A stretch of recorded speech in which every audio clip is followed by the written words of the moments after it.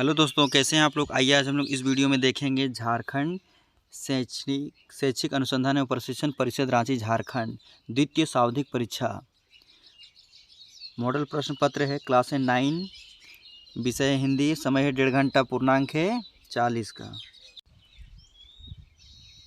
आइए हम लोग देखते हैं आगे। खंड क में दिया हुआ है आपका अपठित बोध। ठीक है, नीचे दिए गए गद्यांश को ध्यानपूर्वक पढ़कर दिए गए प्रश्नों के उत्तर संक्षेप में दीजिए। एक गद्यांश दिया है, इसको आप लोग ध्यानपूर्वक पढ़िएगा। मैं इसको पढ़ चुका हूँ, मैं सीधा क्वेश्चन आंसर की ओर बढ़ता हूँ। तो इसमें पहला क्वेश्चन है आपका, गांधी जी की पत्नी का क्या नाम था। तो गांधी जी का पत्नी का क्या नाम था, तो चलिए हम लोग इसका उत्तर को देख ले। तो इसका उत्तर है कस्तूरबा गांधी। ये जो है कस्तूरबा गांधी, गांधी जी की पत्नी का नाम था। तो चलिए हम लोग नेक्स्ट में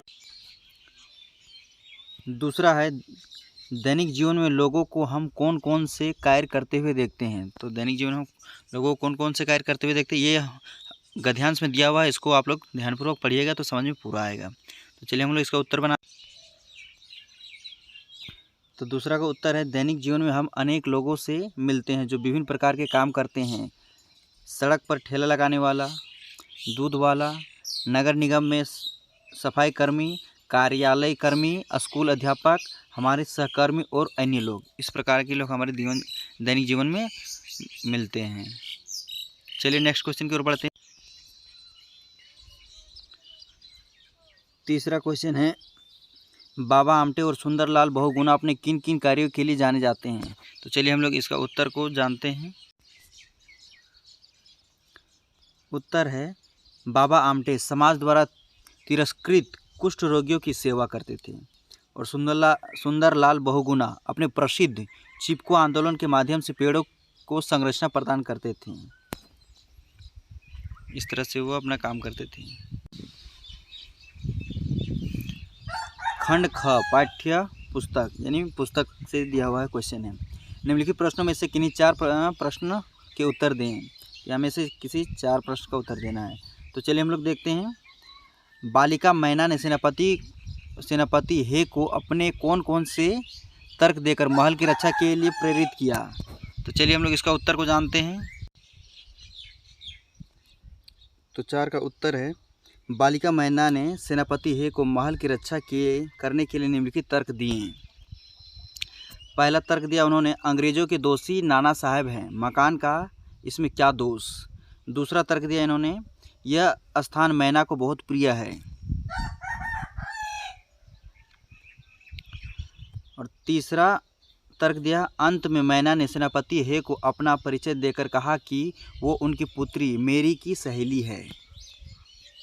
इस तरह से इसका उत्तर कंप्लीट होता है। आइए हम लोग ख को देखते हैं। महादेवी वर्मा उर्दू फारसी क्यों नहीं सीख पाई। तो क्यों नहीं सीख पाई, तो चलिए हम लोग इसका आंसर देखते हैं। लेखिका की उर्दू फारसी में बिल्कुल रुचि ना होने के कारण वह उससे सीख नहीं पाई। इसलिए लेखिका को बचपन में उर्दू पढ़ाने के लिए जब मौलवी रखा गया और वह जब घर में आई तो लेखिका चारपाई के नीचे छिप गई।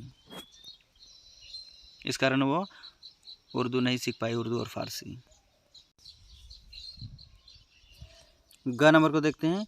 कोयल की कूक सुनकर कवि की क्या प्रतिक्रिया थी। तो कोयल की कूक सुनकर कवि की क्या प्रतिक्रिया थी, तो चलिए हम लोग इसका उत्तर को देखते हैं। कोयल की कूक सुनकर कवि को ऐसा लगता है जैसे कोयल उसके लिए कोई संदेशा लेकर आई है। संदेश शायद महत्वपूर्ण है, नहीं तो कोयल सुबह होने तक का इंतज़ार करती। इस तरह इसका उत्तर लिखिएगा आप लोग। अब चलिए हम लोग लास्ट वाला बनाते हैं, यानी अंगा को बनाते हैं। सखी ने गोपी से कृष्ण का कैसा रूप धारण करने का आग्रह किया था। तो चलिए कैसा रूप धारण करने का आग्रह किया था, इसका उत्तर हम लोग जान लेते हैं। इसका उत्तर है, सखी गोपी से वही सब कुछ धारण करने के लिए कहती है जो कृष्ण धारण करते हैं।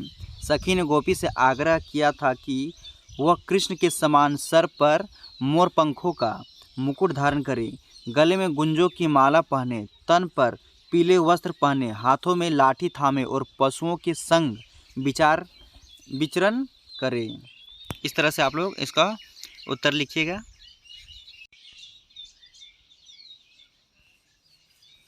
आइए हम लोग अब नेक्स्ट क्वेश्चन की ओर बढ़ते हैं। 5वां नंबर का, निम्नलिखित प्रश्नों में से किन्हीं 2 प्रश्नों के उत्तर दें। यहाँ में से किसी 2 प्रश्न का उत्तर देना है।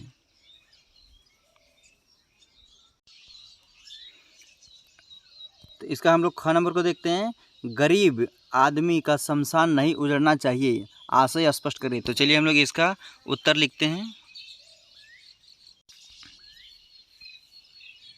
5वां का ख उत्तर, गरीब आदमी का शमशान नहीं उजड़ना चाहिए। इस कथन का आशय है कि गरीबों के रहने का आसरा नहीं छीनना चाहिए। माटी वाले जब एक दिन मजदूरी करके घर पहुंचती है तो उसके पति की मृत्यु हो चुकी होती है। अब उसके सामने विस्थापन से ज़्यादा पति के अंतिम संस्कार की चिंता होती है।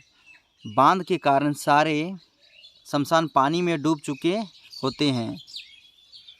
उसके लिए घर और शमशान में कोई अंतर नहीं रह जाता है।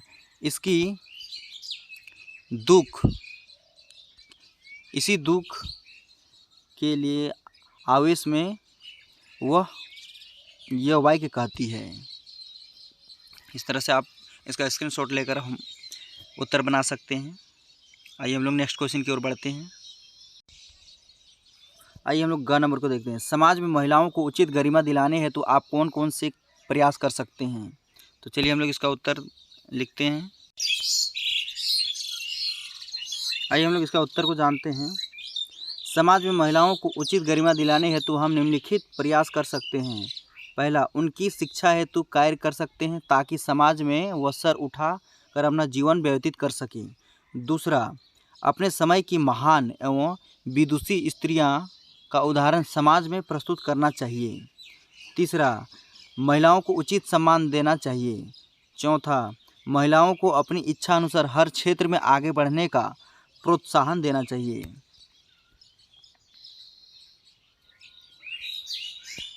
और 5वां में समाज में महिलाओं का समान भागीदारी दिलवाने के लिए प्रयत्न कर सकते हैं। छठा, लड़कियों का विवाह बिना दहेज लिए व दिए हो इस विषय पर कार्य कर सकते हैं। 7वां, मीडिया आदि द्वारा उसके अस्तित्व की गरिमा बनी रहे यह देखना चाहिए। अश्लील चित्र आदि पर प्रतिबंध लगना चाहिए। इस प्रकार हम लोग महिला को प्रोत्साहित कर सकते हैं।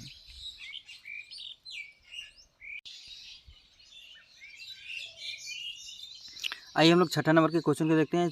4 दिनों के अवकाश हेतु प्रधानाचार्य को एक आवेदन पत्र लिखिए अथवा अपनी छोटी बहन को समय के सदुपयोग की सलाह देते हुए एक पत्र लिखिए।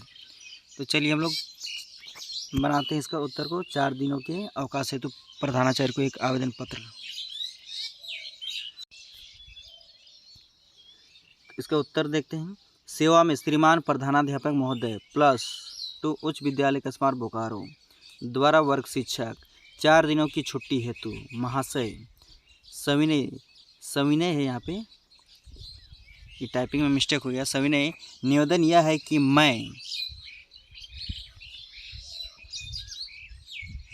जो भी आपका नाम होगा राहुल क्लास 9वीं का छात्र आपको खेद साबित बताना चाहता हूँ कि मैं आगामी 20 जून से, यहाँ पे से होगा, 24 जून तक विद्यालय में अनुपस्थित रहूँगा क्योंकि मेरी माताजी ने वैष्णो देवी के दर्शन की मन्नत मांगी है जिसमें मेरी उपस्थिति अनिवार्य है।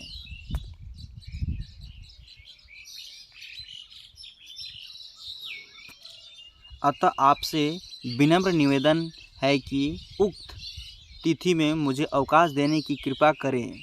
इस कृपया के लिए मैं सदैव आपका आभारी रहूँगा। यहाँ पे दिनांक लिख दीजिएगा। दिनांक ऊपर भी लिख सकते हैं, नीचे भी लिख सकते हैं, कोई दिक्कत नहीं है। तो दिनांक आपको लिख देना है। आपके आज्ञाकारी ये छात्र हैं, छात्र यहाँ पे लिख दीजिएगा आप लोग। छात्र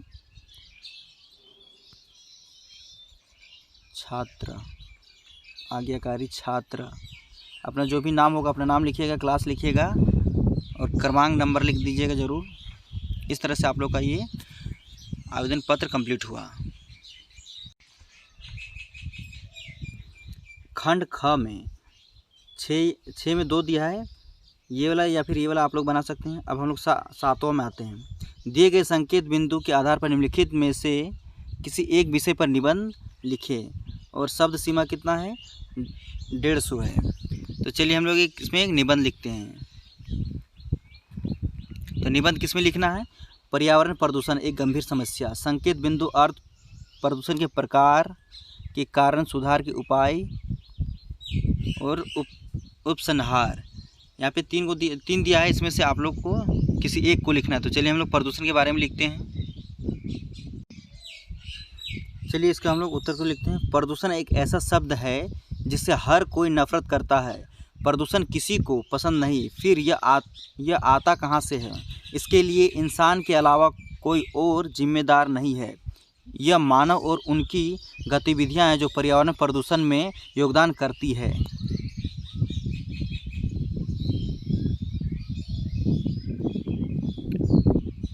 हमें अपने घर की सफाई करना अच्छा लगता है, लेकिन हम यह भूल जाते हैं कि जिस वातावरण में हम सांस लेते हैं वह भी हमारा घर है। बढ़ता प्रदूषण इंसान के साथ साथ सभी जीवित प्राणियों को भी प्रभावित करेगा।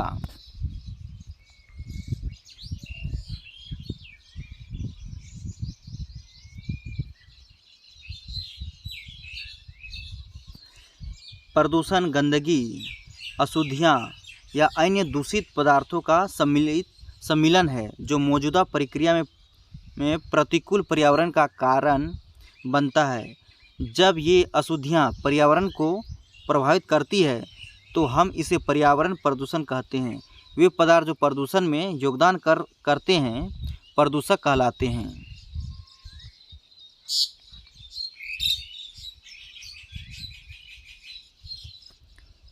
हैं। जैसे वायु प्रदूषण, मृदा प्रदूषण और जल प्रदूषण का हर प्राणी पर नकारात्मक और खतरनाक प्रभाव पड़ता है। प्रदूषण वातावरण मानव स्वास्थ्य को विभिन्न तरीकों से नुकसान पहुंचाता है।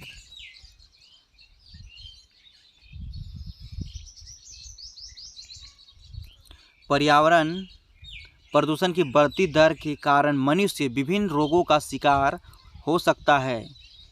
इसके कारण कई जीवों का जीवन गंभीर खतरे में है। बच्चों से लेकर बड़ों तक हर कोई प्रदूषण की चपेट में है।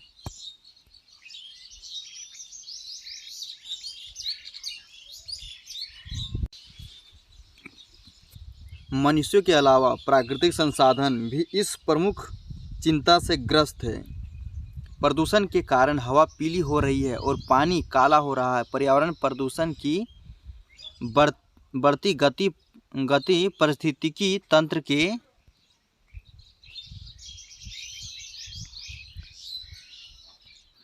के संतुलन को बिगाड़ देती है। अन्य जीव जैसे जलीय प्रजातियां, पौधे और वन्य जीव भी खतरे में है। हम कुछ प्रजातियों में मृत्यु दर की बढ़ी हुई संख्या देख सकते हैं।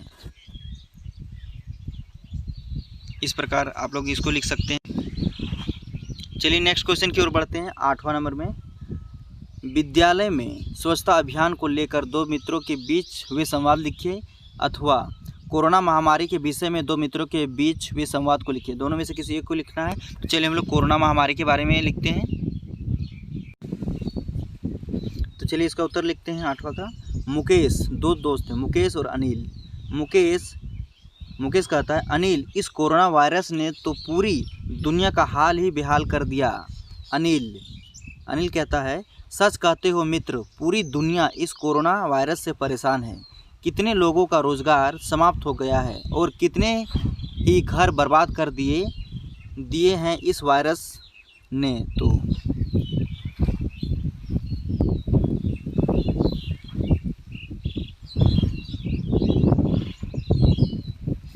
मुकेश, इस वायरस का संक्रमण इतनी तेज से होता है कि सप्ताह भर में संक्रमित लोगों की संख्या 2 गुनी हो जाती है।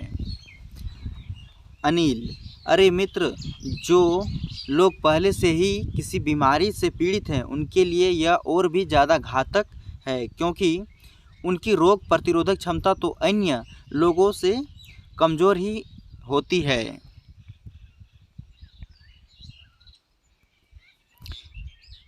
वे इससे ज़्यादा प्रभावित होते हैं। मुकेश, इस वायरस से मरने वाले लोगों के शव भी उनके परिवार के लोगों तक को नहीं मिल पा रहे हैं।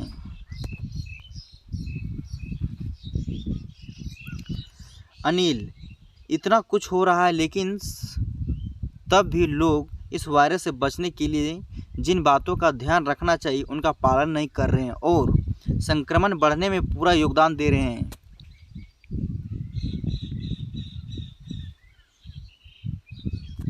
मुकेश, सही कह रहे हो मित्र। यदि इस वायरस से बचना है तो हमें 2 गज की दूरी, मास्क का प्रयोग और नियमित रूप से हाथ धोने का पालन करना चाहिए। साथ ही टीकाकरण में भी भाग लेना चाहिए। इस तरह से आप लोग का पूरा वीडियो कंप्लीट होता है, पूरा क्वेश्चन आंसर कंप्लीट। अगर वीडियो आप लोग को अच्छा लगा है तो प्लीज़ लाइक कीजिए, कमेंट कीजिए और सब्सक्राइब जरूर कीजिएगा। जय हिंद, जय भारत।